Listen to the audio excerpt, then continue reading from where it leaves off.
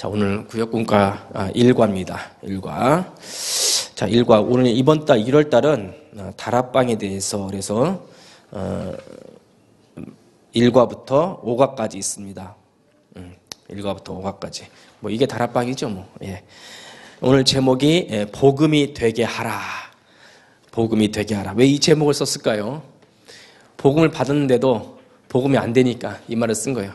예수는 그리스도 모든 문제 해결자 됐는데 아직도 나는 문제 해결이 안 돼갖고 끙끙대고 있어요. 문제 해결이 안 돼서 끙끙대고 있다. 지금 복음이 되게 하라. 자, 오늘 요 말씀을 좀 우리가 금요일 날은 그냥 말씀 이렇게 요약을 해서 성경뿐만 다 생각하시고 좀 우리가 은혜를 좀 나눴으면 좋겠습니다. 자, 복음이 되게 하라. 복음이 되게 하라인데 먼저 여기 한번 볼까요? 첫 번째로 서론에 보면은 거기 11절 보세요. 그 게바가 안디옥에 이르렀을 때 책망받을 일이 있기로 내가 그를 대면하여 책망하였노라고. 게바가 누구냐? 베드로예요. 베드로의 아람어 이름이 게바예요. 알고 있었죠? 게바. 자, 이 게바가 뭐냐면 큰 실수를 했어요. 이 베드로가 큰 실수를 했습니다. 이 실수가 굉장히 큰 거였었어요. 별거 아닌 것 같은데. 다른 실수는 그냥 넘어갈 수 있는데 이 베드로가 한 실수는 책망받을 실수였습니다. 베드로가 수제자였고 능력도 행하고 말씀도 좋았는데 책망받을 한 가지 실수를 했어요. 그게 뭐였냐면은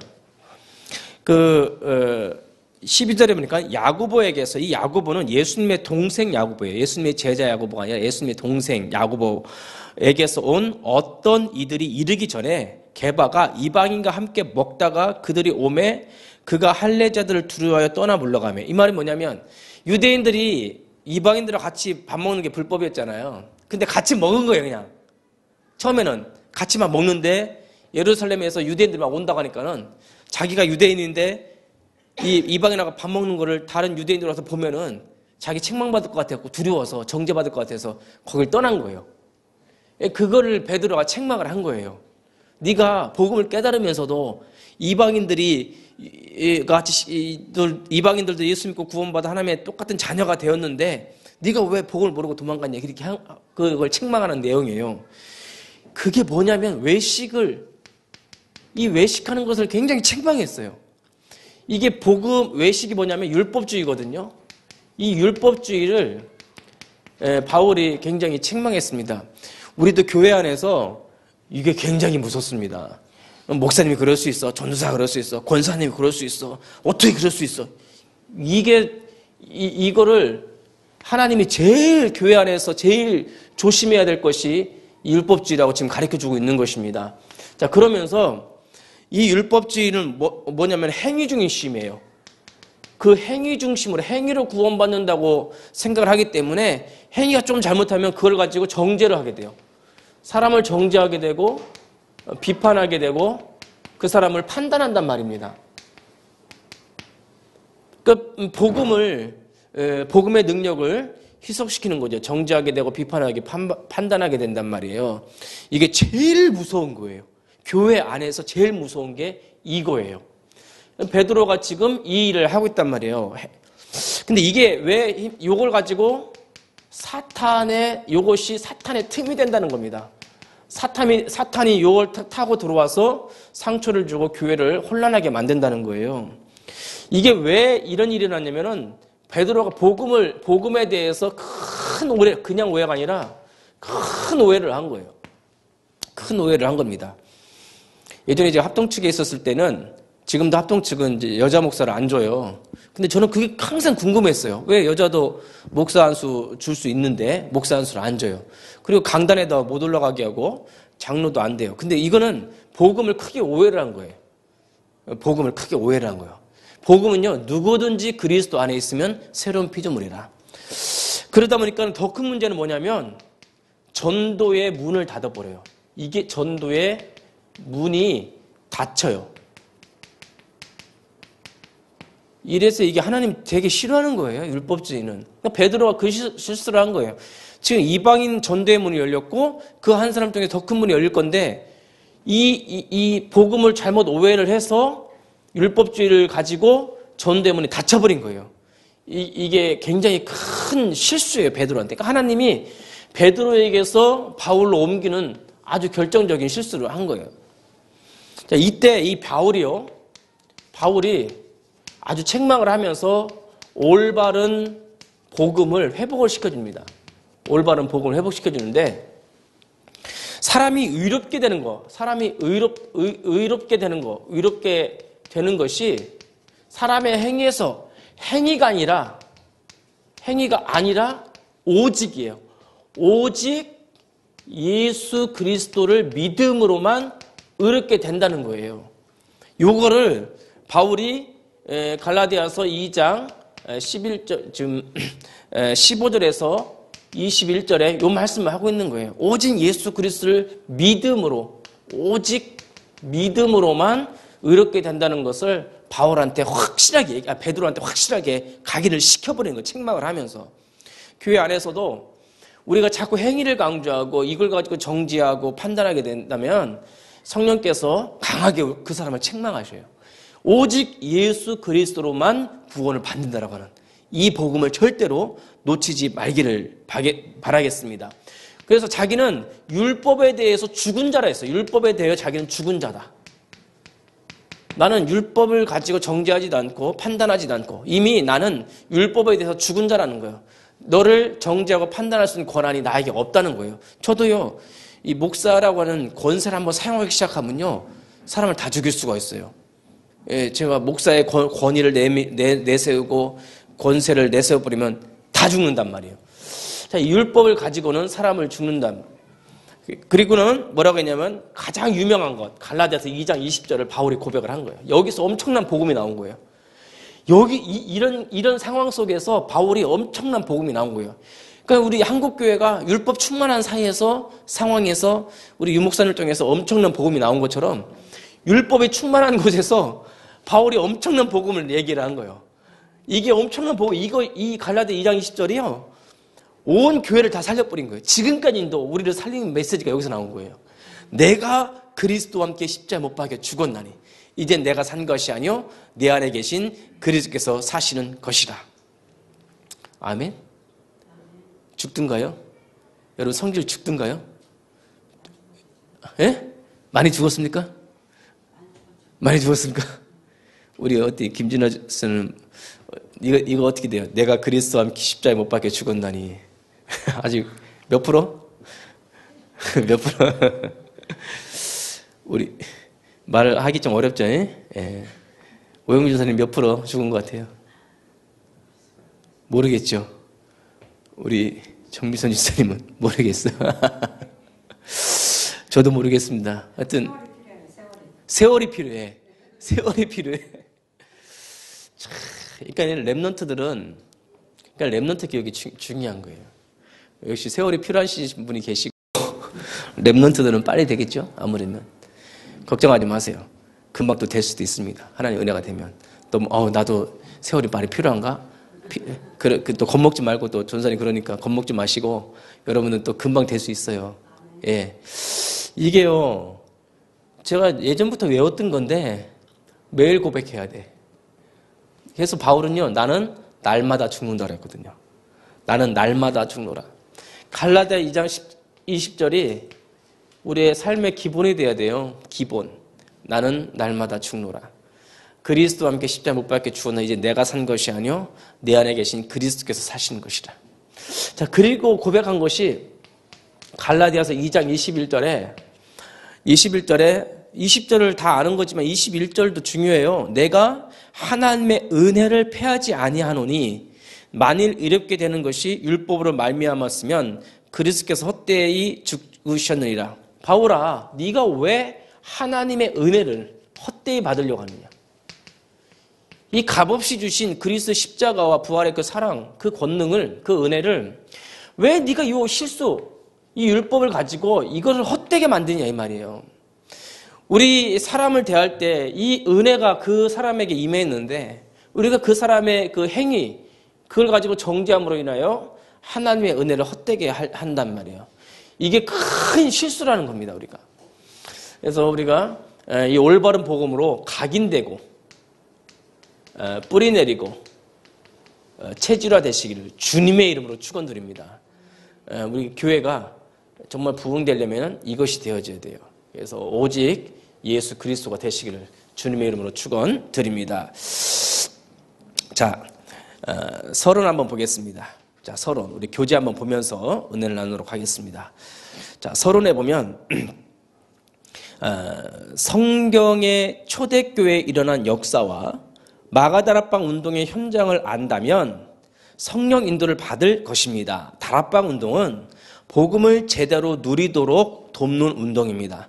그래서 모든 시작이 복음이어야 합니다. 복음이 가장 근본이 되어야 하고 복음을 가장 먼저 누려야 됩니다. 자, 복음을 제대로 누리도록 돕는 운동. 이게 줄을 쳐야죠. 복음을 제대로 누리는 복음 운동. 자, 이 누림이요. 저는 이렇게 봅니다. 이 누림은 초대교회의 성도들이 누린 것은요. 예수님 주신 말씀을 가지고 적용을 시킬 때 누렸어요. 그래서 저는 이 강단 말씀을 적용시켜라. 강단 말씀을 증거로 삶에 적용시켜라. 이게 굉장히 중요한 훈련 같아요. 굉장히 중요한 훈련. 이제 수요일 날 제가 이제 어느 이제 산업인 거기를 방문을 했어요. 그런데 그 산업인은 우리 교회 이렇게 등록해서 다니는 분이 아니에요. 그런데 그 산업인은 그냥 매달 한 번씩 우리 교회 헌금을 해요. 계좌로. 그 산업인은. 그래서 이제 우리 좀 연결된 분이 계시니까 그렇게 해서 갔어요. 뭐 오래가면 1년 만에 그 이제 매달 주시니까 이제 연초고 하니까 한번 들러러 갔어요. 이제 갔는데 너무 반가운 거죠. 마치 저는 이제 두 번째 본 건데 얼굴은 두 번째 본 건데 마치 오래된 분처럼 괜히 친한 분처럼 그게 반갑더라고요. 굉장히 또 그분도 간다고 하니까 반갑게 맞아주시고 그리고 또 저도 가니까 너무 기분이 좋고 그러더라고요. 우리 교회 성도는 아닌데 우리가 교회에서 제가 매주 이제 주보도 발송해주고 그랬어요. 그래서 이제 얘기를 하고 예배를 간단히 드렸는데 이제 제안을 한 거죠. 한 달에 한 번씩 여기서 예배 드립시다. 어떻습니까? 좋다는 거야. 한 달에 한 번씩. 한 달에 한 번씩 여기 들으면 환영이죠. 너무 감사하죠. 그래서 그러면 한 달에 한 번씩 가기로 한 거예요. 이제 한 달에 한 번씩. 그럼 1월 첫 주에 갔으니까 2월 첫 주에 가는 거죠. 거기가 부동산을 하니까. 부동산을 하더라. 아주 그 수원에서도 아주 그냥 번화가 제일 좋은 곳에서 부동산을 하시더라고요. 뭐 산업인이죠. 그래서 근데 그렇게 이제 약속을 다 하고 이제 와서 말씀을 딱 봤잖아요. 이번 주 강단 메시지. 하나님의 목표. 하나님의 숨은 목표가 있구나. 성도들만 알고 있는 숨은 목표가 있구나. 여자의 후손을 보내서 즉 그리스도를 보내서 뱀의 머리를 상하게 할 것이요. 이 일은 하나님의 숨은 목표인데 예수님이 오셔서 완성했잖아요. 완성했는데 지금도 계속 이루어가고 계시잖아요. 놀랍구나. 거기서 이루어가시는구나. 그렇게 적용을 하니까는 누림이 되어지더라고요. 강단 말씀을 적용을 하니까 누림이 되어지고 기쁜 거예요. 그리고 내가 너에게 증거를 보이리라.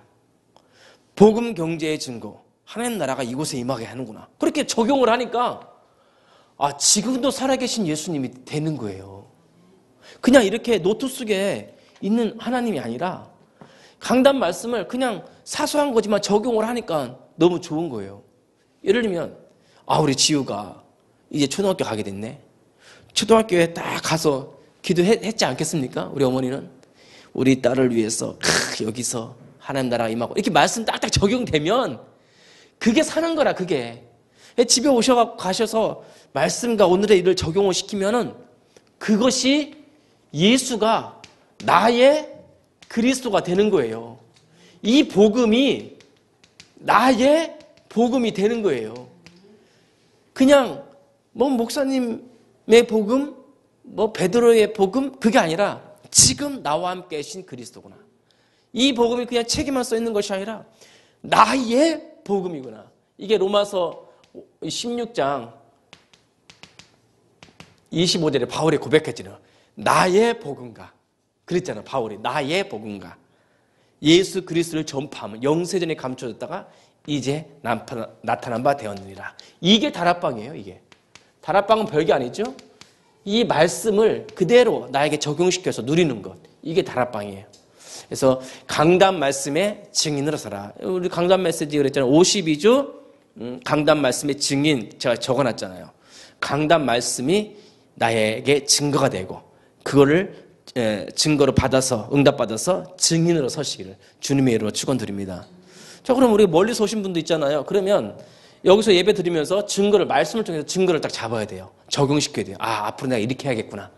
아, 이렇게 응답을 받아야겠구나. 이렇게 증거를 받는 겁니다. 그래서 이 구절이 중요한 거예요. 복음을 제대로 누리도록 돕는 운동이 다락방 운동이다.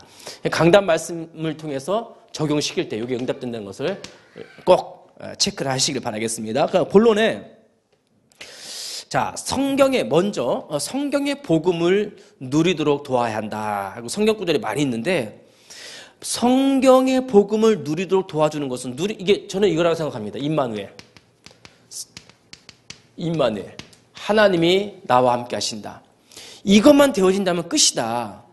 자, 마태복음 4장 19절, 11절, 20절 요것만 한번 볼게요. 나머지는 뭐 나중에 여러분들 보더라도 마태복음 4장 19절, 11절, 28절 그 두 개만 보더라도 나를 따라오너라. 내가 너로 사람을 낚는 어부가 되게 하리라. 주님을 따라가는 것이죠. 주님을 따라가는 것이 굉장히 중요한데 뭘 따라가겠어요? 말씀이죠. 지금 예수님이 말씀으로 지금 역사하죠. 말씀 따라가는 거죠. 그게 임만을 누려가는 거예요. 그럼 말씀 뭐예요? 강단 아니겠습니까? 이런 또 훈련 메시지 이런 거 아니겠습니까? 이걸 따라가도록 도와주는 것이 누리게 하는 것이다. 11장 28절에도 수고하고 무거운 짐진 자들아 다 내게로 오라. 내가 너희를 쉬게 하리라. 이게 평안과 참 평안, 안식을 누리는 거죠. 주님을 따라가는 것이. 이게 최고의 응답이에요. 이 평안을 누리고 따라가는 것이 가장 최고의 응답이다. 자, 그러면서 세 가지 먼저 할 것 그랬죠? 세 가지 그랬는데 마태복음 5장, 6장, 7장은요 산상수훈이에요. 산상수훈인데 잘 보세요. 예수님을 따라가고 예수님께로 가는 자들에게 주신 메시지인데 여기 세 가지를 말씀하셨어요. 내가 핵심만 말씀드릴게요. 마태복음 5장에서는 팔복에 대해서 얘기를 하면서 심령이 가난한 자는 복이 있나니 천국이 저희 것이며 하면서 제자들한테 팔복에 대해서 쭉 얘기를 하시는데 제자들이 임마누엘을 누리기 위해서는 이거구나. 그리스도는 모든 것이구나. 그리스도는 모든 것이다. 그게 마태복음 5장의 핵심이에요. 심령이 가난한 자는 복이 있나니 천국이 저희 것이며 그리스도가 모든 것이라고 결론 내린 자의 고백이더라니까요.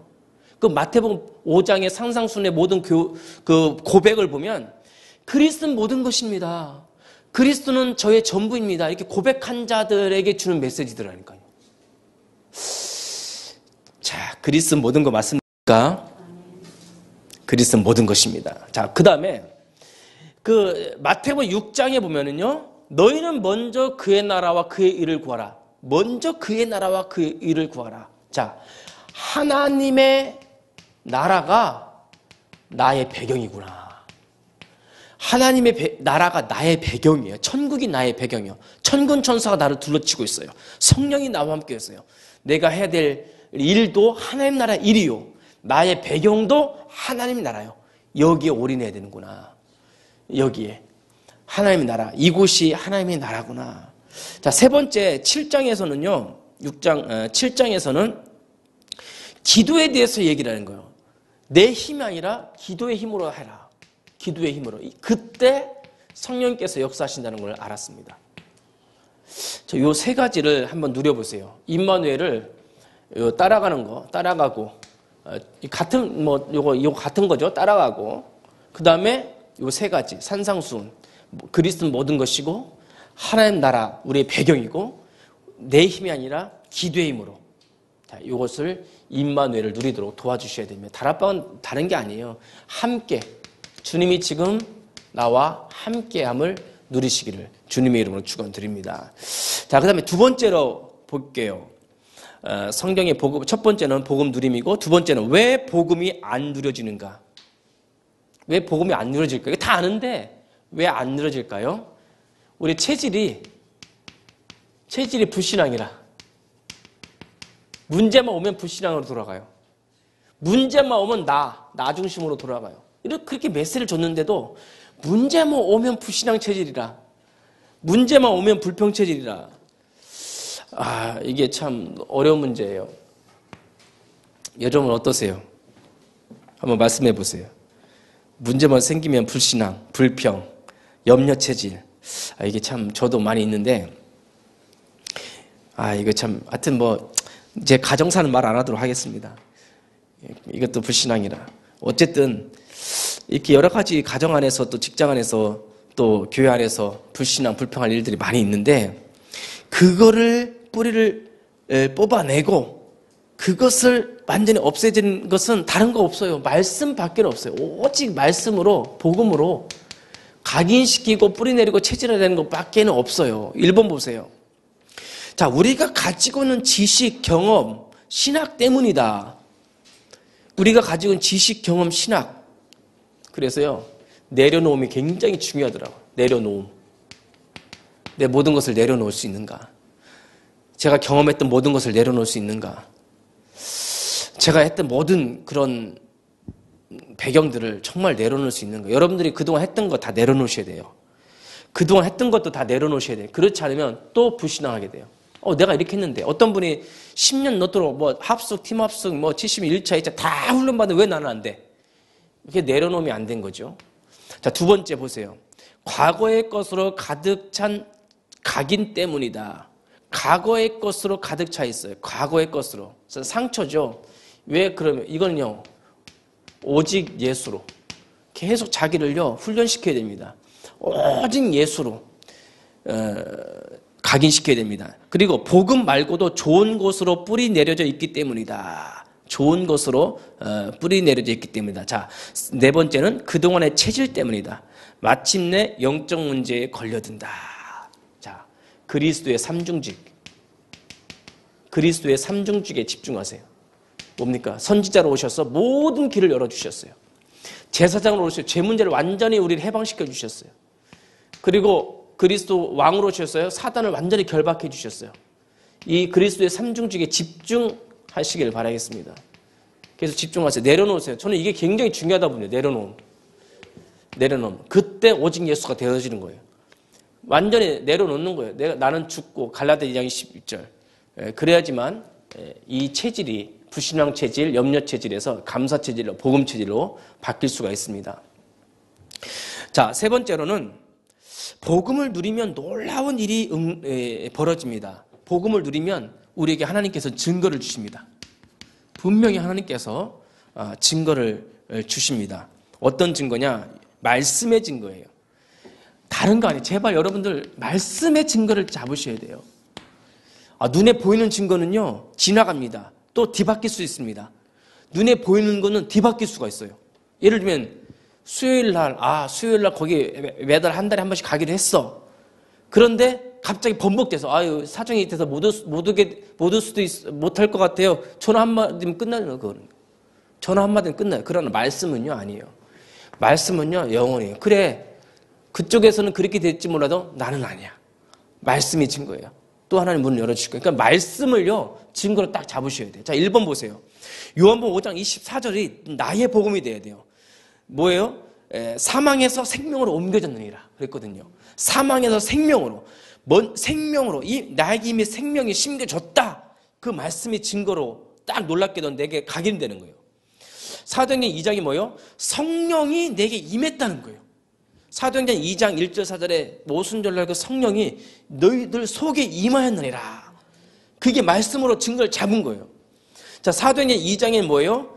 부흥을 경험한 거예요. 부흥은 뭐냐? 새롭게 되며, 새롭게 된, 변화됨, 변화를 체험한 거예요. 수적인 부흥도 체험하고 내 심령의 변화도 체험을 한 거예요. 사실적으로. 그 다음에요, 모든 것이 동그라미 쳐야죠. 회복이 되는 거예요. 모든 것이 신분과 권세가 회복이 되는 거예요. 그리고요, 복음이 되면 많은 것의 변화다 동그라미 치는 거예요. 생명, 성령, 부흥, 회복, 변화. 이 5가지가 말씀으로 나에게 증거로 주어졌다는 거예요. 자, 저도요, 다른 거 없어요. 말씀이 증거가 되니까 그 말씀이 힘있게 나가는 거예요. 그러니까요, 참 재밌습니다. 이제 제가 이제 이 수화를 하잖아요. 여러분들 수화 배우세요. 수화. 김진희 쌤 수화 배워. 두지사님도 수화 배워. 이거 끝나고 수화할 거예요, 오늘은. 수화를 배우세요. 수화 통역사 자격증에 도전해 보세요. 아, 왜 아멘 안 할까? 2년 만에 2년. 지우 키우면서 2년 동안 도와줄게, 목사님이. 자격증을 타. 한번 도전해봐. 목사님, 저는 안 됩니다. 하지 마시고, 도전해보세요, 도전. 예, 그렇지. 아멘 하세요. 예? 오영민 전사님 아멘 했는데 응답은 김준하 지사나 정미선 지사가 받을 수도 있어요. 예? 그러니까 배울 겁니까? 아멘. 도전해보세요. 제가 조회수 내가 얘기했잖아요.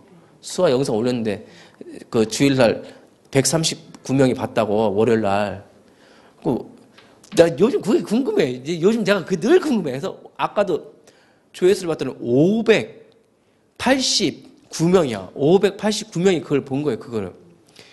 이건 너무 신나는 일이야, 그냥. 뜻밖이야, 나는. 난 지금도 이해가 안 가요. 농인들은 막 퍼뜨려. 농인들이요, 수화 말 못하잖아요. 말 없는 소문이 천리까지 간다는 옛날 소문 있잖아요. 서울에서 일어난 사건이 그 다음날 제주도 농인들이 알고 있어. 그만큼 이렇게 빠르더라고요. 제가 왜 이 얘기를 하냐면은 그게 그런 것이 아니라 내가 너희에게 증거를 보이리라 그랬잖아요. 내가 너에게 증거를 보이리라. 가장 먼저 증거를요, 말씀의 증거라, 말씀의 증거. 그게 영상이야. 전부 영전 메시지거든요. 다른 거 하나도 없어요. 20분짜리 영전 메시지인데 거기에 내가 무슨 예화를 들었겠으니 뭘 그냥 막 했더니 저희 사모가 하는 말, 왜 이렇게 수화가 딱딱하고 강해? 그러는 거예요, 나보고.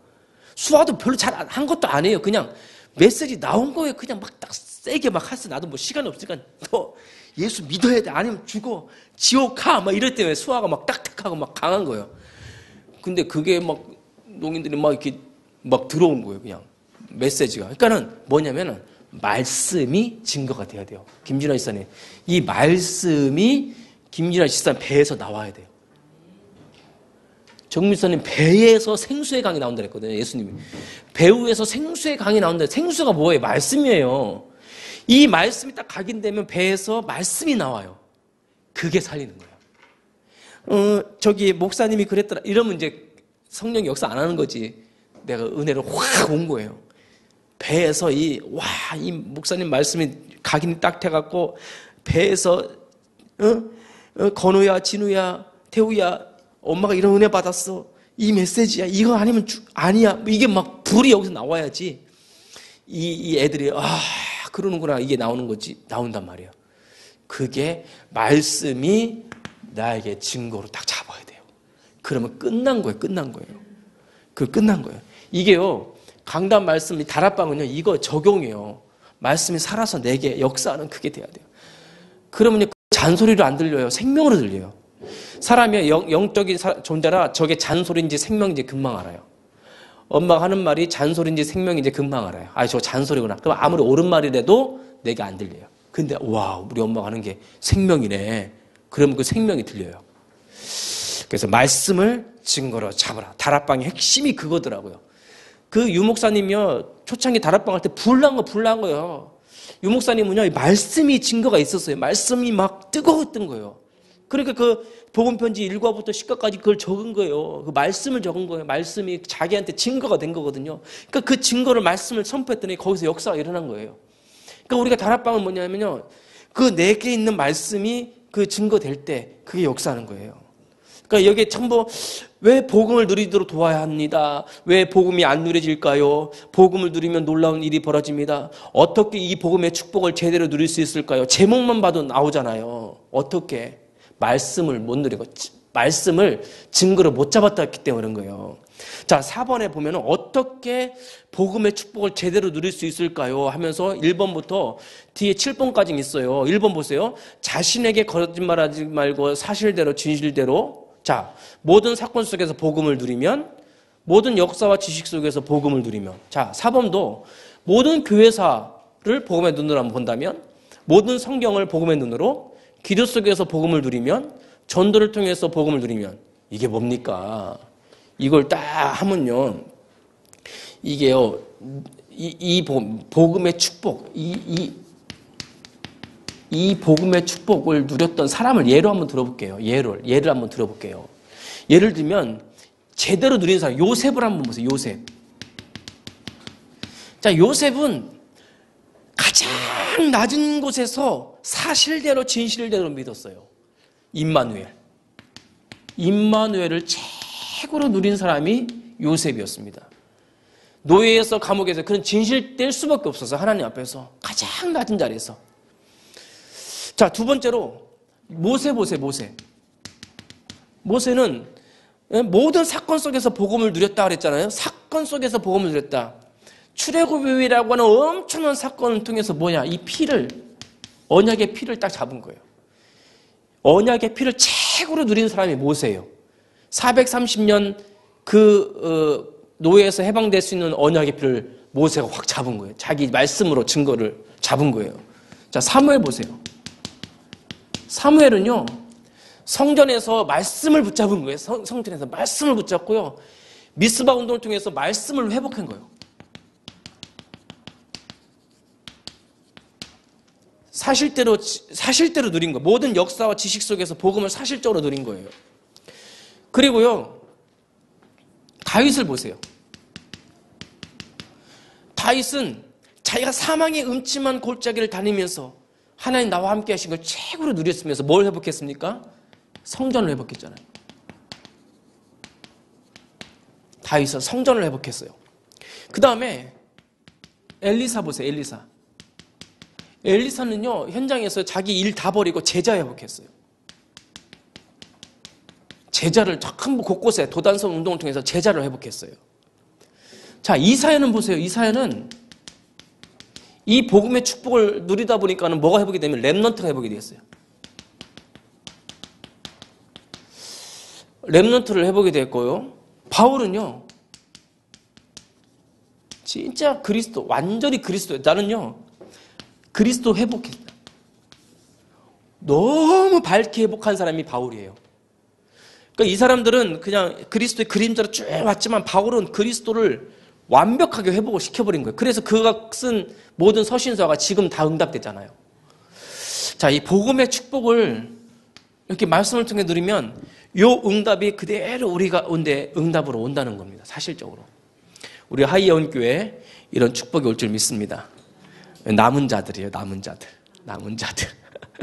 어떻게 저하고 같이 이렇게 금요철야를 통해서 구역 공과를 말씀을 나눌 줄이야 꿈에 생각했겠습니까? 예? 그러니까 여러분들이 남은 자하고 같이 이걸 가지고 우리에게 주신 선물이라, 이 구역 공과가 하나님이 공짜로 선물을 주신 거예요. 이게 별거 아닌 것 같지만 그쪽에서는 안 한다고 하더라고요. 이걸 가지고 주일 강단 메시지 갖고 하겠다고 하더라고요. 같이 연결하면 되잖아요. 이거 뭐 얼마나 좋아. 공짜로 그것도. 야, 너무 좋은 거 5,000원짜리 공짜로 받아서. 공짜로. 복음은 공짜예요. 은혜는 공짜입니다. 그리고 저도 말씀 준비하기 너무 좋고, 저도 이거 은혜 받고. 그러니까 여러분들 이거 다 하려고 하니까 힘든 거예요. 이거 어떻게 다 찾습니까? 제목만 찾고 한 구절만 읽어도 답이 다 나옵니다. 이런 응답이 있기를 주님의 이름으로 축원드립니다. 자, 결론입니다. 결론은, 자, 이 복음이 되게 하라. 복음이 되게 하라.